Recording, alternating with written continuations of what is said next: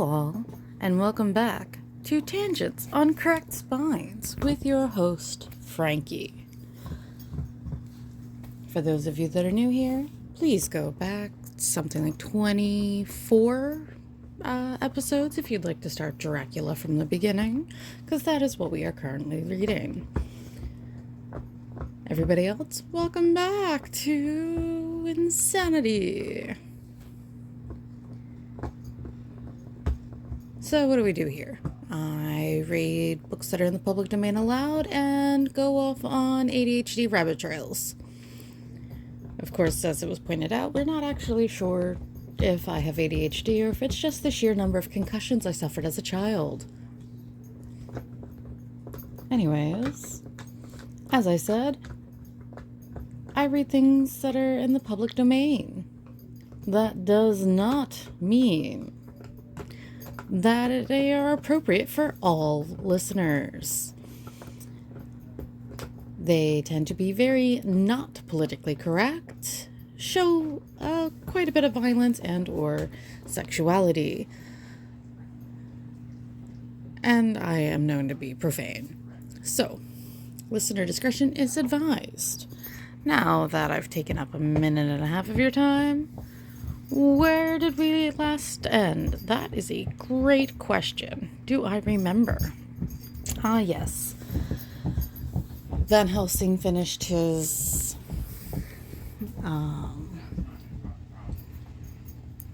long-winded explanation about what a vampire is while not actually giving any real information. They went into the chapel at Carfax. They all met Renfield, although also Renfield didn't actually know anything. Or that's not what I wanted to say.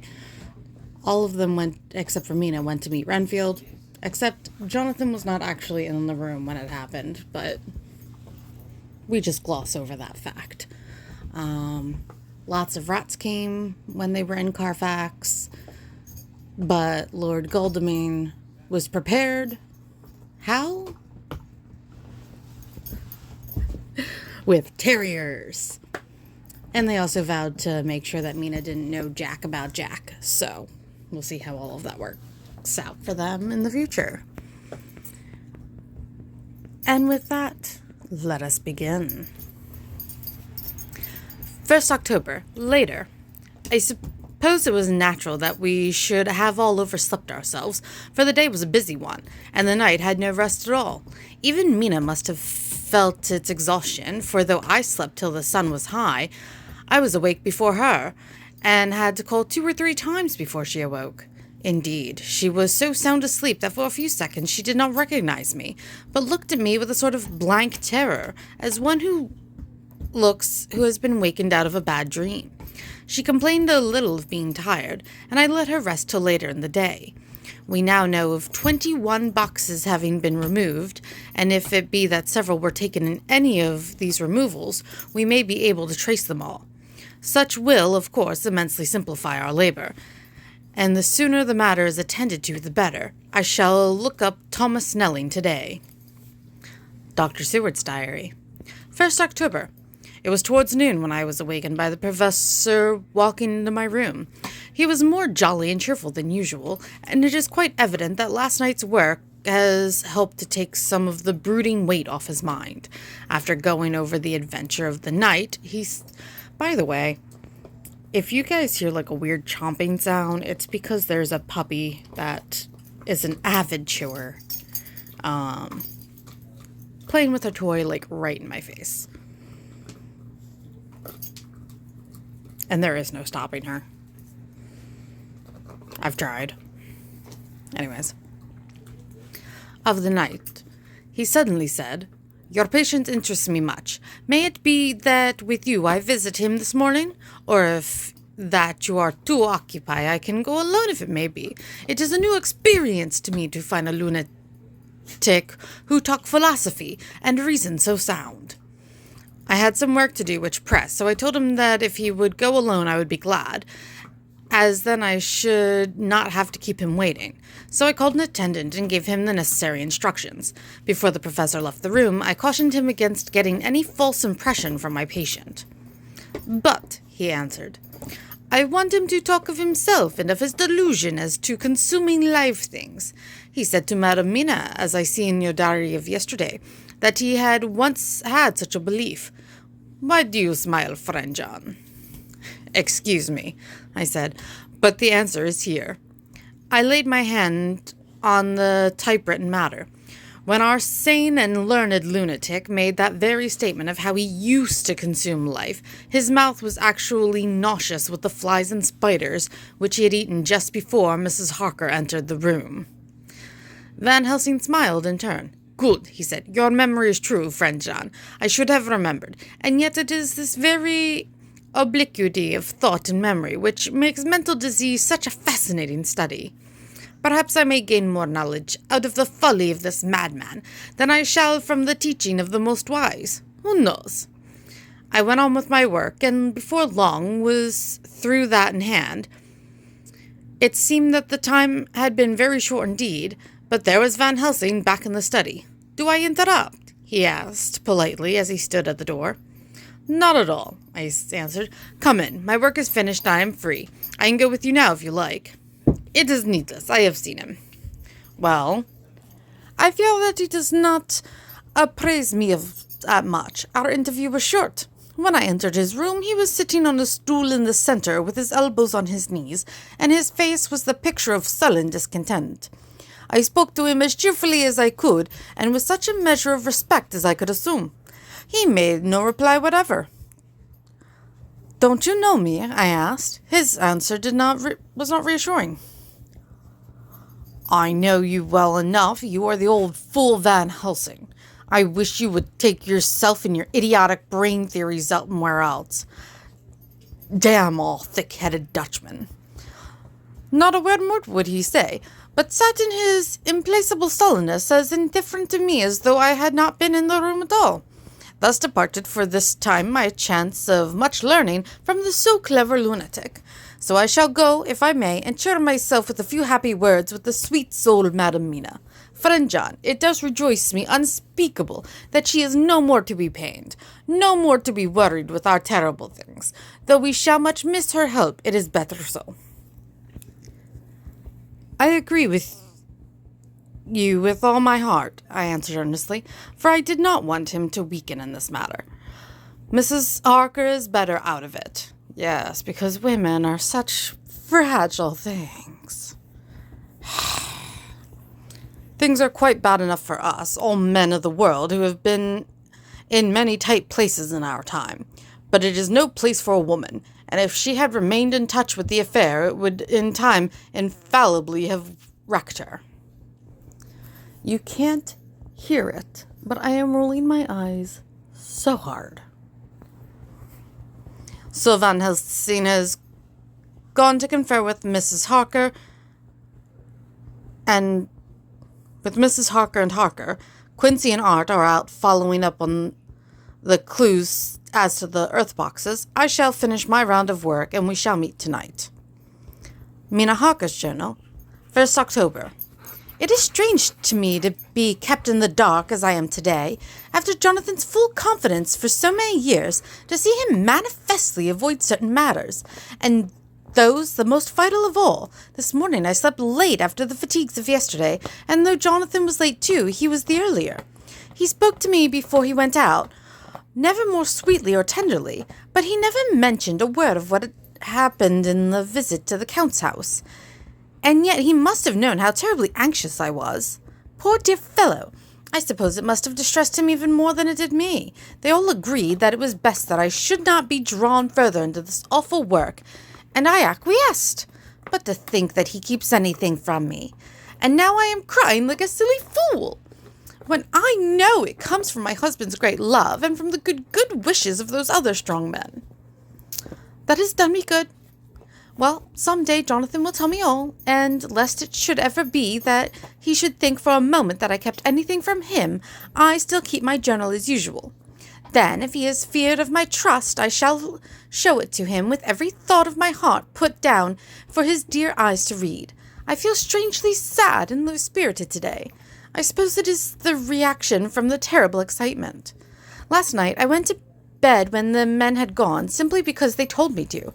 I didn't feel sleepy, and I did feel full of devouring anxiety. I kept thinking over everything that has been ever since Jonathon came to see me in London, and it all seems like a horrible tragedy, with fate pressing on relentlessly to some destined end. Everything that one does seems, no matter how right it may be, to bring on the very thing which is most to be deplored. If I hadn't gone to Whitby, perhaps poor dear Lucy would be with us now. She hadn't taken to visiting the churchyard till I came, and if she hadn't come there in the daytime with me, she wouldn't have walked there in her sleep, and if she hadn't gone there at night and asleep, that monster wouldn't have destroyed her as he did. Oh, why did I ever go to Whitby? There now, crying again. I wonder what has come over me today. I must hide it from Jonathon, for if he knew that I had been crying twice in one morning, I, who never cried on my own account, and whom he has never caused to shed a tear, the dear fellow would fret his heart out. I shall put on a bold face, and if I do feel weepy, he shall never see it. I suppose it is one of the lessons that we poor women have to learn. I can't quite remember how I fell asleep last night. I remember hearing the sudden barking of the dogs and a lot of queer Ow! Bite the toy, not me. That hurt. Ooh, you drew blood. I know you didn't mean to, but...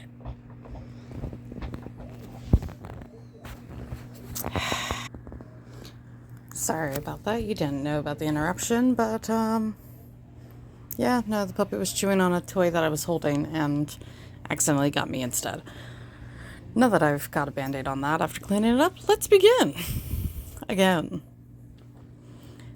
I remember hearing the sudden barking of dogs and a lot of queer sounds, like praying on a tumultuous scale, from Mr. Renfield's room, which is somewhere under this. And then there was silence over everything, silence so profound that it startled me, and I got up and looked out of the window.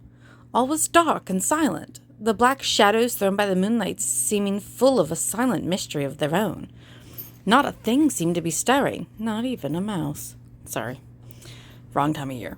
But all to be grim and fixed as death or fate, so that a thin streak of white mist that crept with almost imperceptible slowness across the grass towards the house, seemed to have a sentience and a vitality of its own.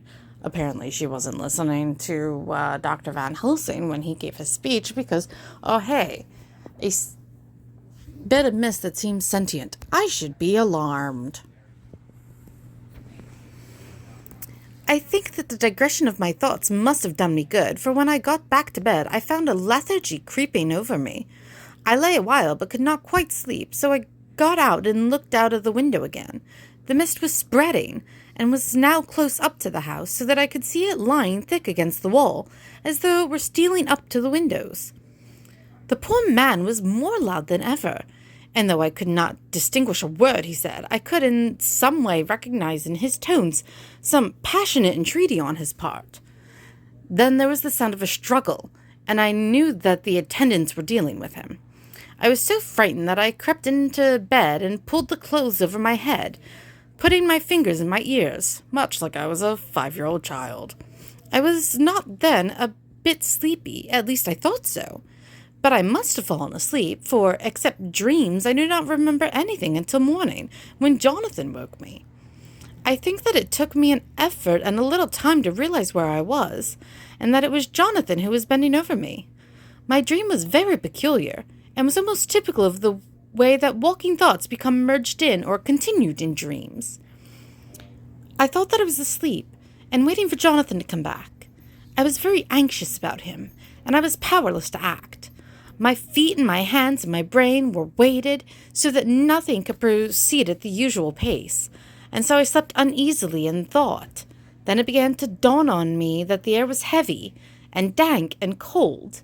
I put back the clothes from my face and found, to my surprise, that all was dim around. The gaslight, which I had left lit for Jonathon, but turned down, came only like a tiny red spark through the fog, which had evidently grown thicker and poured into the room. Then it occurred to me that I had shut the window before I had come to bed. I would have got out to make certain on this point. What on earth are you doing, dog? You are not a cat. Get out of the cat tree.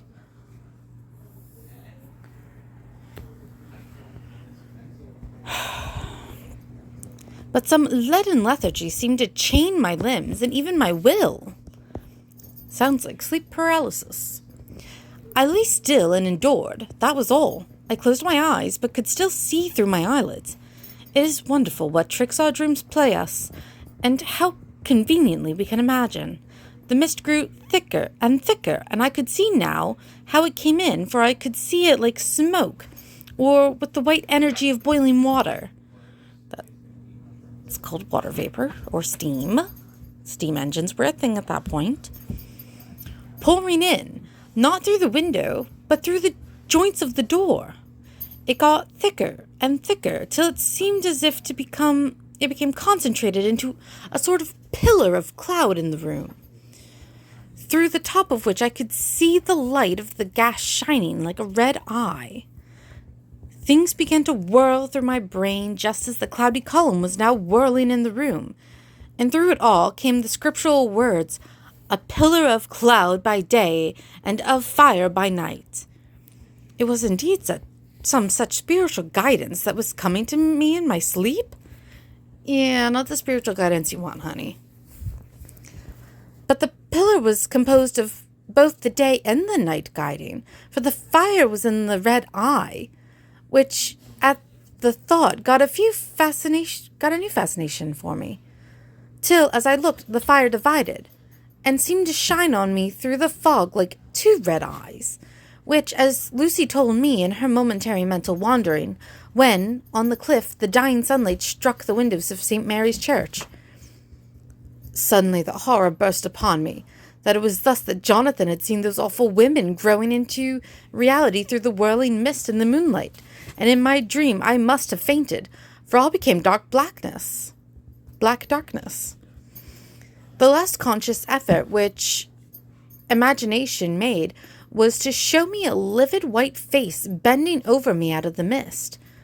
I must be careful of such dreams, for they would unseat one's reason if there were too much of them. Honey, after everything that's happening, do you really think that it's a coincidence you're having this quote-unquote dream? Do you not think that it's maybe not a dream? Also, they armed the men. Why did they not put it around the asylum, or at least the living quarters? Why did they not protect the inhabitants of the house? Do you really need a vampire running rampant amongst the insane, let alone, the poor Madam Mina that you keep trying to protect? Idiots.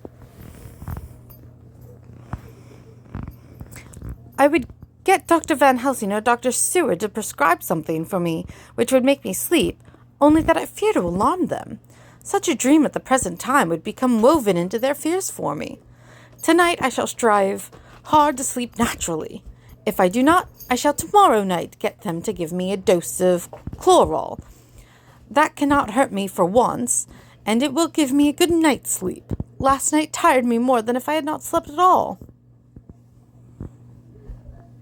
And now the puppy is climbing under the chair.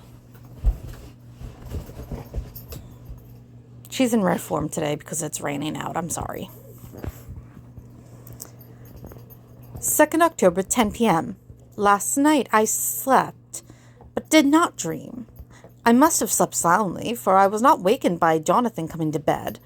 But the sleep has not refreshed me, for today I feel terribly weak and spiritless. I spent all yesterday trying to read or lying down dozing. In the afternoon, Mr. Renfield asked if he might see me. Poor man, he was very gentle, and when I came away, he kissed my hand and bade God bless me. Some way it affected me much. I am crying when I think of him. Again, why are you not at the very least wearing a cross to bed? This is a new weakness, of which I must be careful. Jonathon would be miserable if he knew I had been crying. He and the others were out till dinner time, and they all came in tired. I did what I could to brighten them up, and I suppose that the effort did me good, for I forgot how tired I was. After dinner they sent me to bed, and all went off to smoke together, as they said. But I knew that they wanted to tell each other of what had occurred to each during the day. I could see from Jonathon's manner that he had something important to communicate. I was not so sleepy as I should have been, so before they went I asked Dr. Seward to give me a little opiate of some kind, as I had not slept well the night before. He very kindly made me up a sleeping draught, which he gave to me, telling me that it would do me no harm, as it was very mild. I have taken it, and am waiting for sleep, which still keeps aloof. I hope I have not done wrong, for as sleep begins to flirt with me, a new fear comes, that I may have been foolish in thus depriving myself of the power of waking. I might want it. Here comes sleep. Good night. Chapter 20. Jonathon Harker's Journal. 1st October, evening. We are still on the 1st of October. Oh my goodness.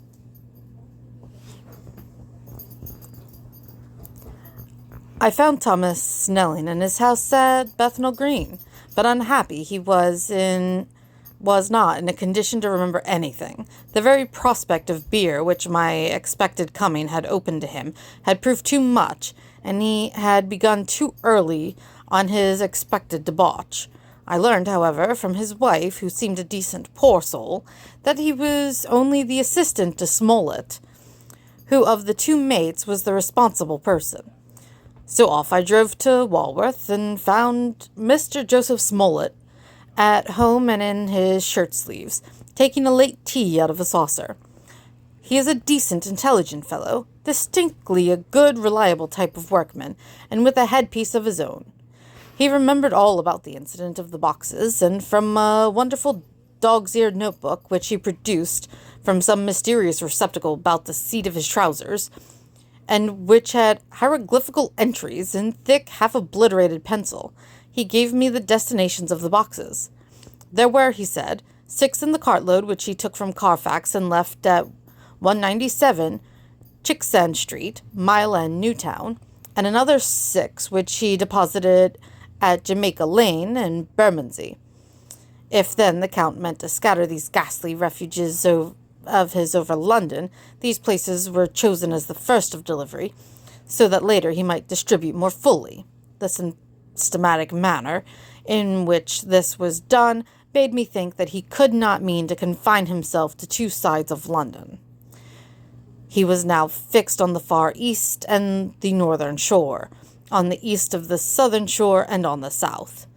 The north and west were surely never meant to be left out of his diabolical scheme, let alone the city itself and the very heart of fashionable London in the southwest and west. I went back to Smollett and asked him if he could tell us if any other boxes had been taken from Carfax. He replied, "Well, Governor, you've treated me very handsome." Wow, I made him very southern. I had given him half a sovereign, and I'll tell you all I know. I heard a man by the name of Bloxham say 4 nights ago in the Iron Rounds in Pincher's Alley as how he and his mate had out a rare dusty job in a old house at Perfect. There ain't a many such jobs as this here, and I'm thinking that maybe Sam Bloxham could tell you something. I asked if he could tell me where to find him. I told him that if he could get me the addresses, it would be worth another half sovereign to him. So he gulped down the rest of his tea and stood up, saying that he was going to begin the search then and there. At the door, he stopped and said, "Look here, Governor, there ain't no sense in me a-keeping you here. I may find Sam soon or I mayn't, but anyhow, he ain't like to be in a way to tell you much tonight. Sam is a rare one when he starts on the booze. If you can give me an envelope with a stamp on it, and put your address on it, I'll find out where Sam is to be found and post it to you tonight. But you'd better be up odder and soon in the morning, or maybe you won't catch him, for Sam gets off main early. Never mind the booze the night afore." Wow, night afore. This was all practical, so one of the children went off with a penny to buy an envelope and a sheet of paper and keep the change. I'm sorry. It's funny because a penny is our smallest denomination, but there is change to keep after buying paper and an envelope. That's amazing.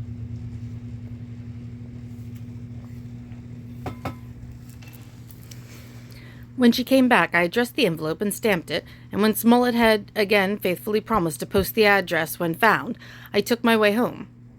We're on the track anyhow. I am tired tonight and went to sleep. Mina is fast asleep and looks a little too pale. Her eyes look as though she had been crying. Poor dear, I've no doubt it frets her to be kept in the dark, and it may make her doubly anxious about me and the others. But it is best as it is. It is better to be disappointed and worried in such a way now than to have her nerve broken. The doctors were quite right to insist on her being kept out of this dreadful business. I must be firm, for on me this particular burden of silence must rest. I shall not ever enter on the subject with her under any circumstances. Indeed, it may not be a hard task after all, for she herself has become reticent on the subject, and has not spoken of the Count or his doings ever since we told her of our decision. 2nd October, evening. A long and trying and exciting day. By the first post I got my directed envelope with a dirty scrap of paper enclosed, on which was written with a carpenter's pencil and a sprawling hand, Sam Bloxham Cochrane's 4 Porter's Court, Bartle Street, Walworth. Ask for the despite. Depite? I got the letter in bed and rose without waking Mina. She looked heavy and sleepy and pale, and far from well. Nowadays, if you said a woman looked heavy, you'd be getting hurt. I determined not to wake her, but that, when I should return from this new search, I would arrange for her going back to Exeter. That probably would have improved her health quite a bit. I think she would be happier in our own home, with her daily tasks to interest her, than in being here amongst us and in ignorance. I only saw Dr. Seward for a moment, and told him where I was off to, promising to come back and tell the rest so soon as I should have found out anything. I drove to Walworth and found, with some difficulty, Potter's Court. Mr. Smollett's spelling misled me, as I asked for Potter's Court instead of Potter's Court. Potter. Is there a difference in pronunciation between 1 and 2 T's? However, when I had found the court, I had no difficulty in discovering Cochrane's lodging house.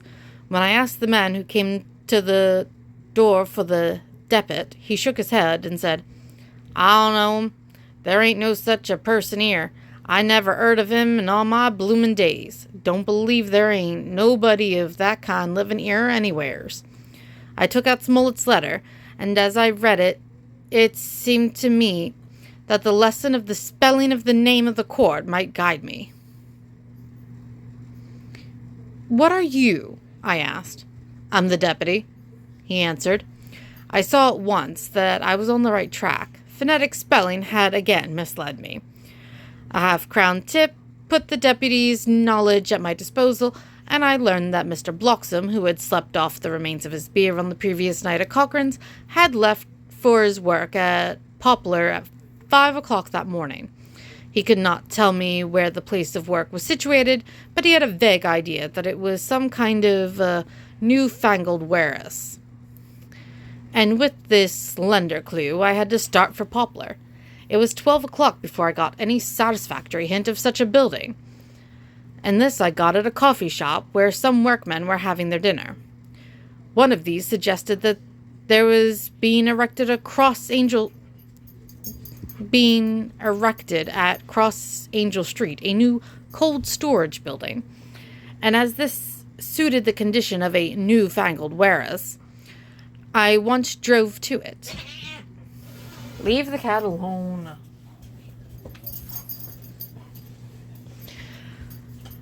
An interview with a surly gatekeeper and a surlier foreman, both of whom were appeased with a coin of the realm, put me on the track to Bloxham. He was sent for on my suggesting that I was willing to pay his day's wages to his foreman for the privilege of asking him a few questions on a private matter. He was a smart enough fellow, though rough of speech and bearing.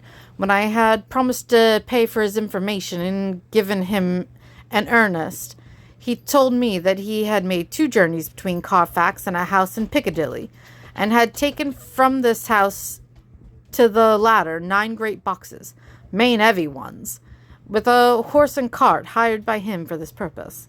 I asked him if he could tell me the number of the house in Piccadilly, to which he replied, "Well, governor, I forgets the number, but it was only a few doors from a big white church or something of the kind. Not long built.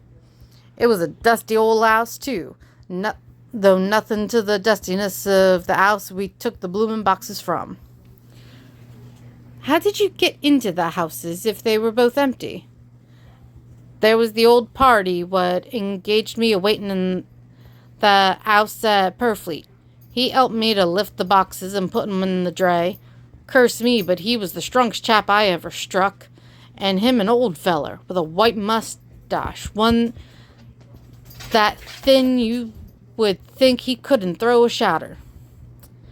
How this phrase thrilled through me. Why, he took up his end of the boxes like they was pounds of tea, and he a-puffin' and a-blowin' afore I could up-end mine anyhow. And I'm no chicken neither. "How did you get into the house in Piccadilly?" I asked. "He was there too. He must have started off and got there afore me, for when I rung off the bell, he came and opened the door itself and helped me to carry the boxes into the hall." "The whole 9? I asked. "Yes. There was 5 in the first load and 4 in the second. It was main dry work, and I don't so well remember how I got home." I interrupted him. "Were the boxes left in the hall?" "Yes. It was a big hall, and there was nothing else in it." I made one more attempt to further matters. "You didn't have a key?" "Never used no key nor nothing. The old gent, he opened the door itself and shut it again when I drove off. I don't remember the last time, but that was the beer." "And you can't remember the number of the house?" "No, sir, but you needn't have no difficulty with that. It's a iron with a stone front and with a bow on it, and I steps up to the door. I know them steps. I haven't had to carry the boxes up with 3 loafers. And that came round to earn a copper. The old gent give them shillings, and they seeing they got so much they wanted more. But he took one of them by the shoulder and was like to throw him down the steps till the lot of them went way cussing. I thought that with the description I could find the house, so having paid my friend for his information, I started off for Piccadilly. I had gained a new painful experience. The Count could, it was evident, handle the earth boxes himself. If so, time was precarious, for now that he had achieved a certain amount of distribution, he could, by choosing his own time, complete the task unobserved. At Piccadilly Circus, I discharged my cab and walked westward beyond the Junior Constitutional. I came across the house described, and was satisfied that this was the next of the lairs arranged by Dracula. The house looked as though it had been long unattended. The windows were encrusted with dust, and the shutters were up. All the framework was black with time, and from the iron the paint had mostly scaled away. It was evident that up to lately there had been a large notice board in front of the balcony. It had, however, been roughly torn away, the uprights of which had supported it still remaining. Behind the rails of the balcony I saw that there were some loose boards, whose raw edges looked white. I would have given a good deal to have been able to see the notice board intact, as it would perhaps have given some clue to the ownership of the house. I remembered my experience of the investigation and purchase of Carfax, and I could not but feel that if I could find the former owner, there might be some means of discovered of gaining access to the house. There was at present nothing to be learned from the Piccadilly side, and nothing could be done, so I went round to the back to see if anything could be gathered from this quarter. The mews were active, the Piccadilly houses being mostly in occupation. I asked one or two of the grooms and helpers whom I saw around if they could tell me anything about the empty house. One of them said that he heard that it had lately been taken, but he couldn't say from whom. He asked me, however, that up to very lately there had been a notice board of "For Sale" up, and that perhaps Mitchell, Sons and Candy, the house agents, could tell me something, as he thought he remembered seeing the name of that firm on the board. I did not wish to seem too eager or to let my informant know or guess too much, so thanking him in the usual manner, I strolled away. It was now growing dusk, and the autumn night was closing in, so I did not lose any time. Having learned from the address of Mitchell, Sons and Candy from a directory at the Berkeley, I was soon at their office in Sackville Street. And I went here, and then I went here, and then I went here. Why is Jonathon's always a travel guide? The gentleman who saw me was particularly suave in manner, but uncommunicative in equal proportion. Having once told me that the Piccadilly house, which throughout our interview he called a mansion, was sold, he considered my business as concluded. When I asked who had purchased it, he opened his eyes thought wider, and paused a few seconds before replying, "It is sold, sir."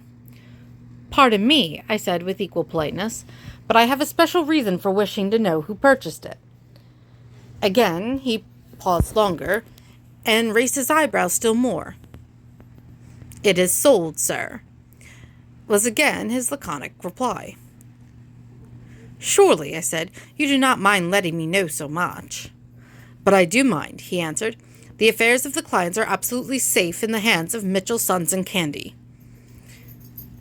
This was manifestly a prig of the first water, and there was no use arguing with him. I thought I had best meet him on his own ground, so I said, "Your clients, sir, are happy in having so resolute a guardian of their confidence. I am myself a professional man," hence I handed him my card. "In this instance I am not prompted by curiosity. I acted on the part of Lord Godalming, who wishes to know something of the property which was, he understood, lately for sale." These words put a different complexion on affairs. He said, "I would like to oblige you if I could, Mr. Harker, and especially would I like to oblige his lordship. We once carried out a small matter of renting some chambers for him when he was the Honourable Arthur Holmwood. If you will let me have his lordship's address, I will consult the house on the subject, and will, in any case, communicate with his lordship by tonight's post. It will be a pleasure if we can so far deviate from our rules as to give the required information to his lordship." I wanted to secure a friend, and not to make an enemy, so I thanked him, gave him the address at Dr. Seward's, and came away. It was now dark, and I was tired and hungry. I got a cup of tea at the Aerated Bread Company, and came down to Purfleet by the next train. It's Mr. Harker, so of course he had to tell us what he ate.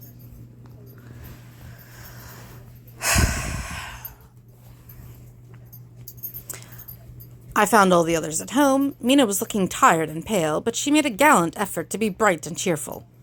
It wrung my heart to think that I had had to keep anything from her, and so caused her inquietude. Thank God this will be the last night of her looking on at our conferences and feeling the sting of our not showing our confidence.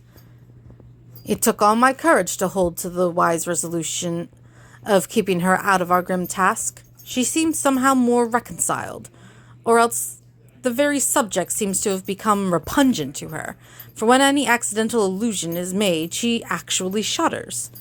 I am glad we made our resolution in time, as with such a feeling as this, our growing knowledge would be a torture to her. I could not tell the others of the day's discovery till we were alone, so after dinner, followed by a little music to save appearances, even amongst ourselves, I took Mina to her room and left her to go to bed. The dear girl was more affectionate with me than ever, and clung to me as though she would detain me. But there was much to be talked of, and I came away. Thank God the ceasing of telling things has made no difference between us. Oh, that's not why she was affectionate. When I came down again, I found the others all gathered round the fire in the study. In the train, I had written my diary so far and simply read it off to them as the best means of letting them get abreast of my own information. When I had finished, Van Helsing said, "This has been a great day's work, friend Jonathon. Doubtless we are on the track of the missing boxes. If we find them all in that house, then our work is near the end. But if there be some missing, we must search till we find them. Then shall we make our final coup, and hunt the wretch to his real death." We all sat silent a while, and all at once Mr. Morris spoke. "Say, how are we getting into that house?" "We got into the other," answered Lord Godalming quickly. "But this is different. We broke house at Carfax, but we had night and a walled park to protect us. It will be a mighty different thing to commit burglary in Piccadilly, either by day or night. I confess I don't see how we're going to get in unless the agency duck can find us a key of some sort. Perhaps we shall know when you get his letter in the morning." Lord Godalming's brows contracted, and he stood up and walked about the room. By and by he stopped and said, turning from one to another of us, "Quincy's head is level. The burglary business is getting serious. We got off once all right, but we have now a rare job on hand, unless we can find the Count's key basket. As nothing could well be done before morning, and as it would be at least advisable to wait till Lord Godalming should hear from Mitchell's, we decided not to take any active step before breakfast time. For a good while we sat and smoked, discussing the matter in its various lights and bearings. I took the opportunity of bringing this diary right up to the moment. "I am very sleepy, and shall go to bed." Just a line. Mina sleeps soundly, and her breathing is regular. Her forehead is puckered up into little wrinkles, as though she thinks even in her sleep. She is still too pale, but does not look so haggard as she did this morning. Tomorrow will, I hope, mend all this. She will be herself at home in Exeter. Oh, but I am sleepy. And with that, I will end today. Thank you all for listening and coming back. It's always appreciated, because while I do have fun with this, y'all listening is why I do it. As with all podcasts, please like, subscribe, rate, share with your friends, all that jazz that helps promote podcasts on the interwebs. It's all very appreciated. Please leave comments or any kind of contact. Reach out, let me know what you like, don't like, and then I can change. Or tell you that the thing you don't like isn't going to change. Like editing. That's not going to happen. Although, I think my partner might have some say in that. He really wants me to start editing. Thank you all, and have a wonderful time. Bye-bye, lovelies.